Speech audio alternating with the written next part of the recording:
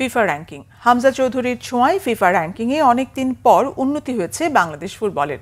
ভারতের বিপক্ষে Asian cup বাছাইয়ে গোল শূন্য ড্র করে 2 ধাপ এগিয়ে 183 নম্বরে উঠে এসেছে বাংলাদেশ।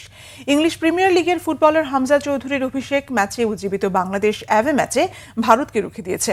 শিলংয়ে 25 মার্চ ওই ম্যাচে গোল স্কোরিং ব্যর্থতায় জয়বঞ্চিত হলেও ওই ড্রতে ফিফা র্যাঙ্কিংয়ে ভারত যেখানে 1 ধাপ পিছিয়ে 127তম স্থানে নেমেছে, সেখানে বাংলাদেশ 2 ধাপ এগিয়ে 185তে 183তে উঠেছে। 2024 সালের ফেব্রুয়ারির পর র্যাঙ্কিংয়ে বাংলাদেশের এটিই সর্বোচ্চ অবস্থান। 2023 সালের অক্টোবরেও র্যাঙ্কিংয়ে 189তম স্থান থেকে 183তে উঠেছিল জামাল ভুঁইয়ারা।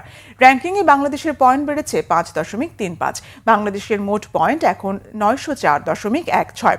182তম স্থান থেকে বাংলাদেশের ওপরে ভুটান। ফিফা র্যাঙ্কিংয়ে বাংলাদেশ পুরুষ ফুটবল দলের সেরা অবস্থান ছিল 1996 সালে 110 নম্বরে।